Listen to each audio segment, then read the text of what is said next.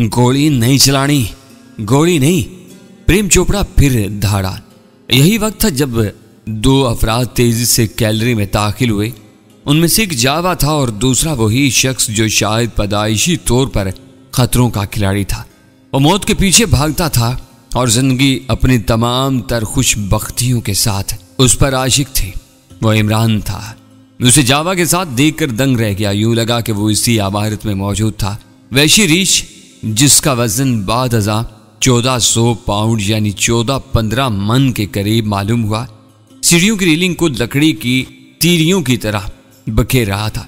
उसके करीब ही दूसरा रीछ भी मौजूद था। वो बंधा हुआ था लेकिन वो भी इस्तराब की हालत में था। इमरान, इमरान, मैंने बेसाख्ता पुकारा लेकिन इस कयामत के शोर में मेरी आवाज उसके कानों तक नहीं पहुंच सकी। वैशी जानवर सीढ़ियां उतरकर फिर खून आलूद फर्श पर आ गया। अब वो किसी भी वक्त फिर लड़की की तरफ बढ़ने वाला था। लड़की के जिस्म में मौजूद हरकत उसे अपनी तरफ मुतवज्जा कर रही थी। और फिर मैंने इमरान को मौका की तरफ लपकते देखा। हीरो जो वाकई हीरो था। चौड़ा सीना, रोशन पेशानी, आंखों में जहानत और दलेरी की बिजलियां चमकती हुई। वो दीवारों में दर बनाना जानता था। पानी में दिए चलाने का हुनर उससे आता था और वो यहां था अपने तमाम तर गैर मामूली तवानाइयों के साथ। मैंने देखा उसके हाथ में फकत एक रोल किया हुआ अखबार है। वह नाकाबिले यकीन दलेरी के साथ देव हैकल रीछ के रूबरू आया। दिल धड़क न भूल गए, सांसें रुक गईं। उसने अपने मखसूस अंदाज में खुद को झुकाया और अखबार को फर्श पर मारते हुए आवाज पैदा की। साथ साथ उसने हाथों के खास इशारे से जानवर को कूल डाउन करना चाहा। जानवर ने चिंगाड़ जैसी आवाज निकाली लेकिन हमला आवर नहीं हुआ। एक कदम पीछे हटा, फिर 2 कदम।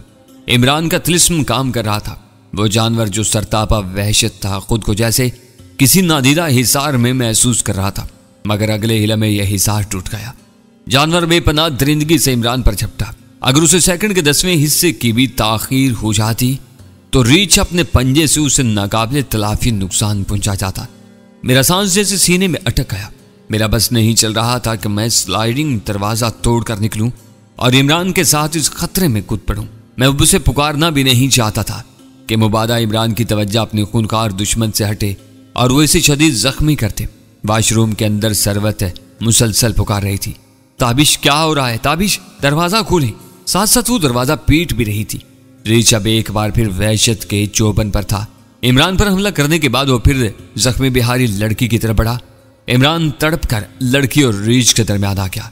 हाँ, वो हीरो था, हकीकी जिंदगी के हकीकी खतरों से खेलने वाला।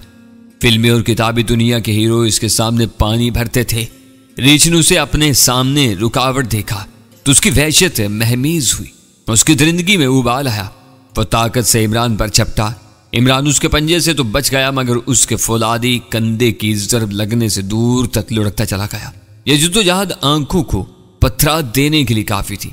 जहां इमरान गिरा वहां एक तवील झाड़न पड़ा था। इमरान उस झाड़न को उल्टी तरफ से पकड़ा और उसके चौबे दस्ते से रीछ की थूथनी पर जरबे लगाने लगा। मकसद सिर्फ यही था कि कौड़ियाक रीछ की तवज्जो बेहोश लड़की की तरफ से हट जाए और वो कामयाब हुआ। इमरान के लिए रीछ के इश्तियाल में इजाफा हुआ। वो उसकी तरफ लपकता चला गया। इमरान उल्टे कदमों सीढ़ियां चढ़ने लगा। चंद सेकंड के अंदर वो देव हैकल जानवर को गैलरी में ले आया। गैलरी में मौजूद अफराद दरवाजों में ओझल हो गए थे। हाल के एन दरमियान छत से एक बड़ा फानूस झूल रहा था। सर्किस की तरबियत इमरान के काम आई। वो जस्त लगाकर उस फानूस पर चढ़ गया। तवील झाड़न अभी तक उसके हाथ में थी। वह इस झाड़न से मुसलसल रीछ की थूथनी पर जरबे लगा रहा था। ये जरबे उससे अफरीद का क्या बिगाड़ सकती थी, बस उसके इश्तियाल में इजाफा कर रही थी। प्रेम चोपड़ा और उसके 2 साथियों को मौका मिल गया। वो तेजी से सीढ़ियां उतरे और बेहोश बिहारन को घसीटकर एक दरवाजे में ओझल हो गए। जवाब पुकार रहा था, इंजेक्शन लाओ, कहां मर गए हो, जल्दी करो। नरेंद्र कुमार नमूदार हुआ। उसके हाथ में बेहोशी का इंजेक्शन थ्रो करने वाली ट्रंकुलाइजर डार्ट गन थी। लगता था कि वो आम गन की तरह इस गन के इस्तेमाल में भी खास महारत रखता है। उसे करीबन 25 फुट की दूरी से गन चलाई। निशाना बिल्कुल ठीक बैठा। इंजेक्शन रीछ की गर्दन में पवस्त हो गया। इस दौरान में शहजोर जानवर गैलरी का तवील चंगला उखाड़ कर नीचे फर्श पर फेंक चुका था। ट्रैंकुलाइजर का असर होने में करीबन 5 मिनट मजीद लग गए। इस दौरान में हाल कमरे के अंदर दहशत का राज रहा और तोड़ फोड़ होती रही। मैं इमरान को आवाजें देता रहा था लेकिन मेरी आवाज उसके कानों तक न पहुंच सकी। वह वापस जा चुका था। अचानक मुझे एहसास हुआ कि पिछले 2-3 मिनट से सरवत की आवाज सुनाई नहीं दे रही। मैं जल्दी से वॉशरूम की तरफ आया और उसका बोलट गिरा कर दरवाजा खोला। रीढ़ की हड्डी में सर्द लहर तोड़ गई। सरवत वॉशरूम के कालीन पर गिरी हुई थी, उसकी आंखें बंद थी। मैंने तड़प कर उसे उठाया और सीने से लगा लिया। सरवत आंखें खोलो। मैंने उसे झंझोड़ा। वो बेहोश थी, जर्द रंग और भी जर्द हो गया था। उसका निचला धड़ अब भी वॉशरूम के कालीन पर था। मैंने उसे बाजुओं में उठाया और बिस्तर पर ले आया। उसकी नब्ज देखी, सांसों के आमदोरफ्त का जायजा लिया। शदीद सदमे ने उसे खुश हवास से बेगाना कर दिया था। मैंने स्लाइडिंग दरवाजे की स्लाइड में बन जाने वाली झुरी से मुंह लगाया और सीने की पूरी ताकत से पुकारने लगा, दरवाजा खोलो चोपड़ा, दरवाजा खोलो। 2 अफराद रीछों के रखवाले की लाश को उठाकर ले जा रहे थे। फर्श पर खून की एक लकीर से बनती जा रही थी। मेरी आवाज किसी ने नहीं सुनी और अगर सुनी तो तवज्जो नहीं थी। इसी दौरान में मैंने महसूस किया कि सरवत ने अपने हाथ को थोड़ी सी हरकत दी है। मैं वापस उसकी तरफ पलट आया। मैंने उसके चेहरे पर पानी के छींटे दिए, उसकी हथेलियों की मालिश की, साथ साथ में उसे पुकार रहा था, सरवत आंखें खोलो, सब ठीक हो गया सरवत। उसे आंखें नहीं खोली। उसका चेहरा बदस्तूर हल्दी रहा। होंठों की पंखड़ियां खुश्क थीं, ताहम सांसों की आमदोरफ्त बेहतर महसूस हो रही थी। मैंने उसका सर गोद में रख लिया, उसके बालों को सहलाने लगा, उसे होले होले पुकारता भी जा रहा था। काफी देर गुजर गई, फिर इसमें होश के आसार नमूदार होने लगे। कमरे के बाहर जो आवाजें मुझ तक पहुंच रही थी, उनसे पता चल रहा था कि दूसरे रेज को भी बेहोश किया गया है और अब दोनों को मुकम्मल तौर पर कंट्रोल में रखने के इंतजामात किए जा रहे हैं। फसली जंजीरों की खड़खड़ाहट सुनाई दे रही थी। गाहे बगाहे प्रेम चोपड़ा की पाटदार आवाज भी गूंज रही थी। वो काम करने वालों को हदायत दे रहा था। मैंने सरवत के चेहरे पर फिर पानी का छींटा दिया। उसने अपनी आंखें नीम वाक की, कुछ देर खाली खाली नजरों से मुझे देखती रही। तब उसके चेहरे पर एकदम कर्ब के आसार नमूदार हुए। उसे यह भी पता चल रहा था कि मैं उस पर झुका हुआ हूं। एक खौफ आमेज मदहोशी के आलम में वो मेरे गले से लग गई, सिसकने लगी। उसकी गिरफ्त मजबूत थी, जैसे उसे डर हो कि मैं उससे दूर हट जाऊंगा।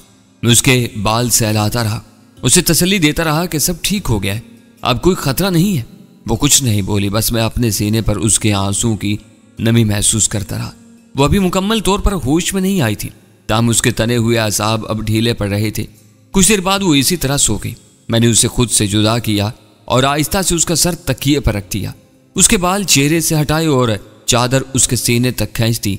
वो नकाहत, मायूसी और अफसुर्दगी की तस्वीर नजर आती थी। वो जैसे बाजुबाने खामोशी कह रही थी, मेरे चारों तरफ तारीकियां हैं, मैं अपने इर्द गिर्द दूर दूर तक जिंदगी और खुशी की कोई किरण नहीं देखती। और जिस तरह की ये जिंदगी है, मुझे जिंदा रहकर करना भी क्या है। मेरा दिल सीने में कट कर रह गया। न जाने क्यों साईं लड़के की पुरअंदेश आवाज फिर मेरे कानों में गूंजने लगी। मैं एक तरफ कालीन पर बैठ गया, दीवार से टेक लगा ली। हालात कितने भी बुरे सही, लेकिन मेरे सीने में उम्मीद की एक तवाना किरण रोशन हो चुकी थी। इमरान यहाँ था और जब वो यहाँ था तो फिर यहाँ कुछ भी हो सकता था। हर तरह के रोशन इम्कानात यहाँ मौजूद थे। हर तरह की अनहोनियों के लिए दरवाह हो चुके थे। वो न सिर्फ यहाँ मौजूद था, बल्कि जावा के साथ उसकी जबरदस्त अंडरस्टैंडिंग भी नजर आ रही थी। बस इस हवाले से एक फांस मेरे सीने में चुभती हुई थी। ग्रेट गेम वाली बात किसी तरह मुझे हजम नहीं हो रही थी। इमरान को ऐसा नहीं करना चाहिए था, किसी सूरत नहीं। ये सोच ही मेरे पसीने छुड़ा देती थी कि इमरान रिवाल्वर के 5 खानों में गोली डालकर इसका बैरल अपनी कनपट्टी पर रख रहा है और ट्रिगर दबा रहा है।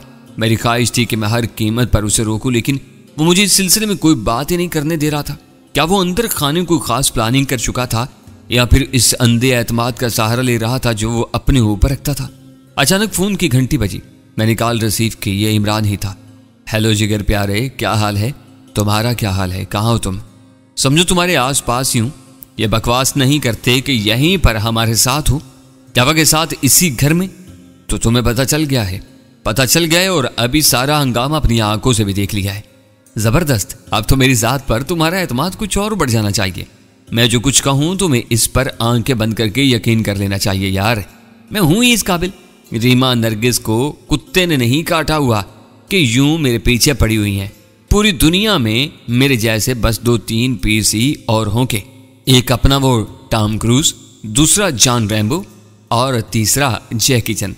बल्कि जैकी चैन भी अब कुछ माठा ही हो चुका है। तुम अपनी बकवास बंद करो तो कुछ कहूं। यार मैं बहुत जल्दी में हूं, तुम अभी कुछ ना कहो, बस तैयार हो जाओ एक जबरदस्त एक्शन पैक सनसनीखेज सच्चे ड्रामे के लिए। तुम भी क्या याद करोगे, कैसे यार से पाला पड़ा था। याद तो मैं कर ही रहा हूं। वो सुनी अनसुनी करते हुए बोला, 2 दिन अच्छी तरह दंड बैठ के लगा लो, परसों रात को काम शुरू हो रहा है। उसके साथ ही फोन बंद हो गया। इमरान एक्शन पैक सच्चे ड्रामे की बात कर रहा था। पता नहीं कि वो क्या कहना चाह रहा था। अगर इसका मतलब रिवाल्वर वाले हलाकत खेज खेल से था तो ये बड़ी बदकिस्मती की बात थी।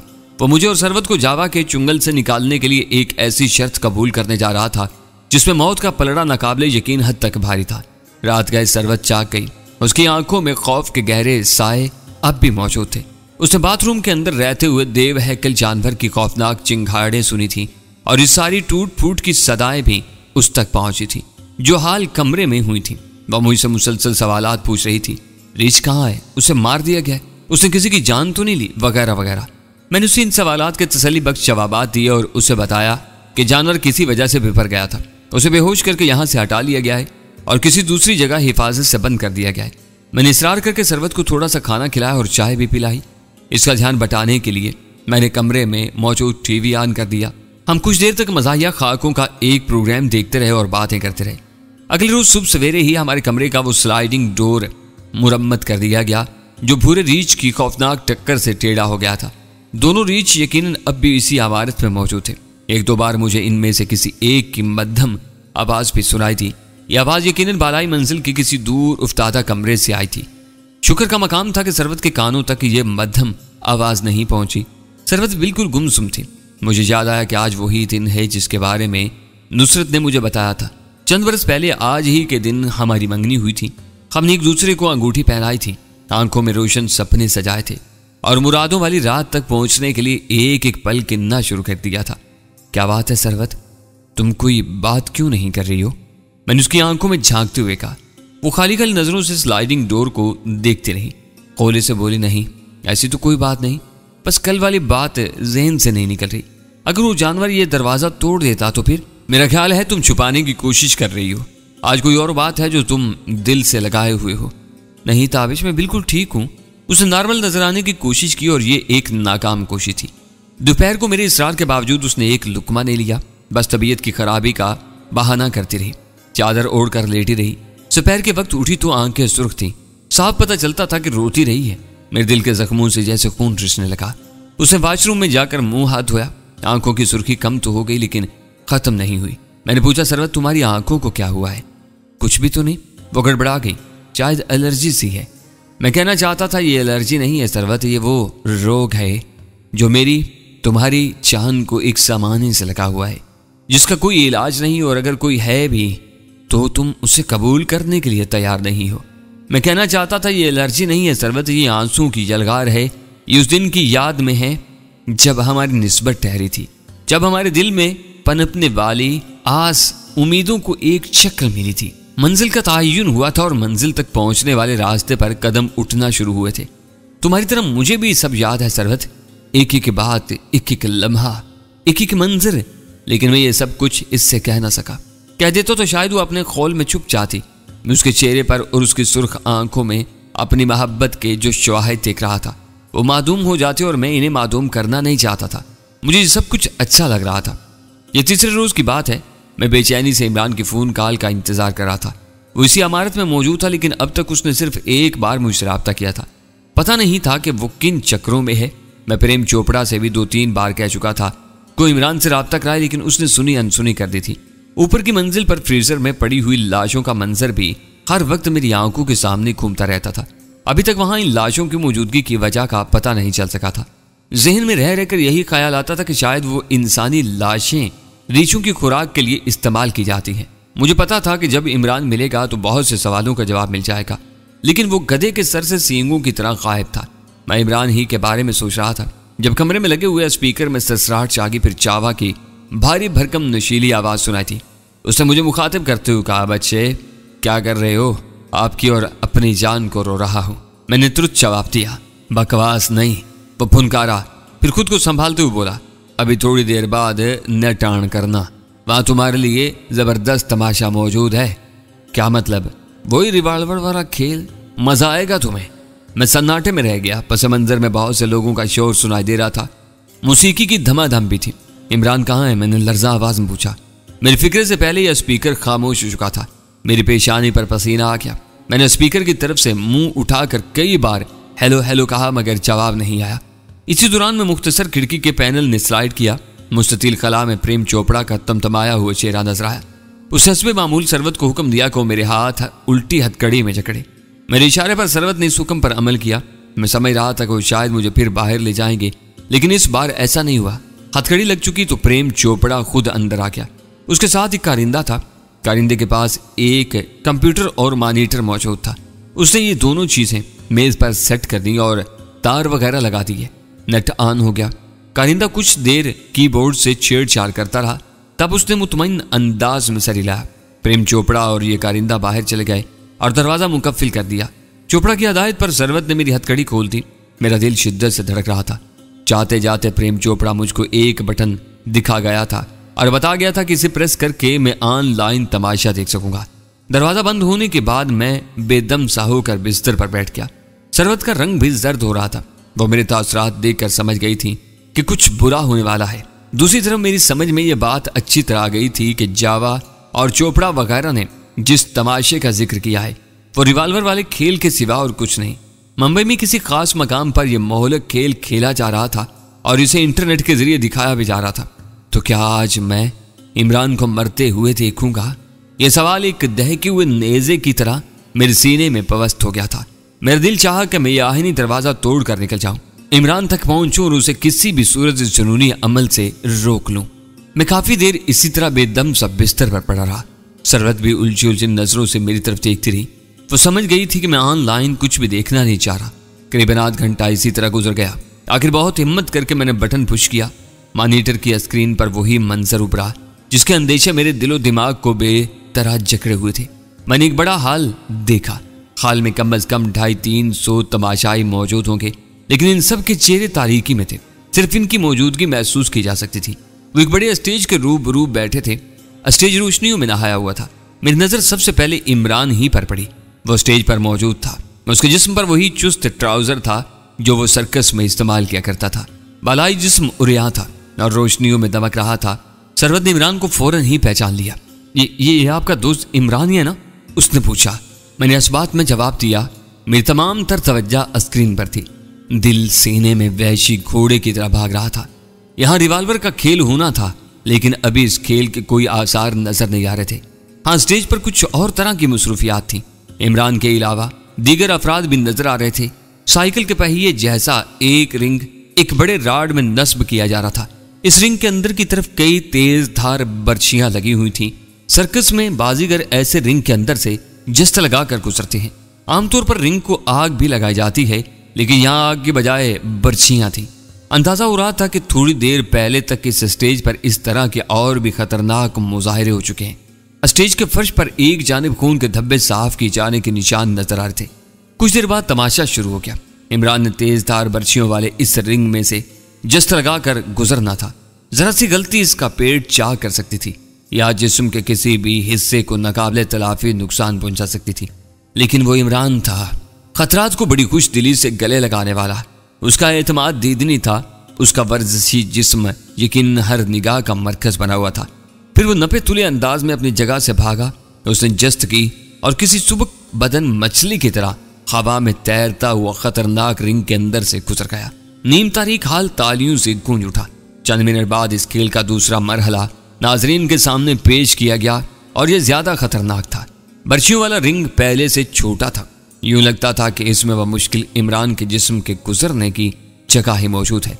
तेज धार नुकीली बर्छियां अब पहले से कहीं ज्यादा खतरनाक लग रही थीं। अंदाजे की जरा सी गलती जस्त लगाने वाले को जानलेवा तौर पर जख्मी कर सकती थी और यह भी मुमकिन था कि वो चंद ही लम्हों में सबके सामने जान से हार जाता। इमरान ने सर्कस के प्रोफेशनल अंदाज में अपना सर और कंधे इस खतरनाक रिंग के अंदर घुसाए और नाजरीन को दिखाया कि इन बर्छियों और इसके जिस्म के दरमियान कितना मुख्तसर फासला है। एक कैमरे ने जूम इन किया और यह फासला दिखाया। यह जानलेवा मार्शन था। ये क्या कर रहा है? सरवत लर्जा आवाज में बोली। मेरे पास इस सवाल का कोई जवाब नहीं था। यकीनन किसी के पास नहीं था। काल में मुकम्मल सन्नाटा था। यकीनन दिल बेतरह धड़क रहे थे। निगाहें जम कर रह गई थीं। इमरान बड़े एतमाद से अपने स्टार्टिंग पॉइंट की तरफ बढ़ा। उसने घूमकर रिंग की तरफ देखा। चंद गहरी सांसें ली और फिर रिंग की तरफ भागा। उसका अंदाज दीदनी था। खास पॉइंट पर पहुंचकर उसने जकंद लगाई। उसका चीते जैसा जिस्म किसी चीते ही की तरह साफ रिंग के अंदर से गुजरता चला गया। वो दूसरी तरफ फोम के गद्दे पर सर के बल गिरा और फिर किलाबाजी लगाकर सीधा खड़ा हो गया। उसने अपने दोनों हाथ दाद तलब अंदाज में दोनों तरफ फैला दिए थे।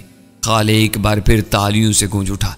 इस बार देर तक तालियां बजती नहीं, लेकिन तमाशा यहां खत्म नहीं हुआ था।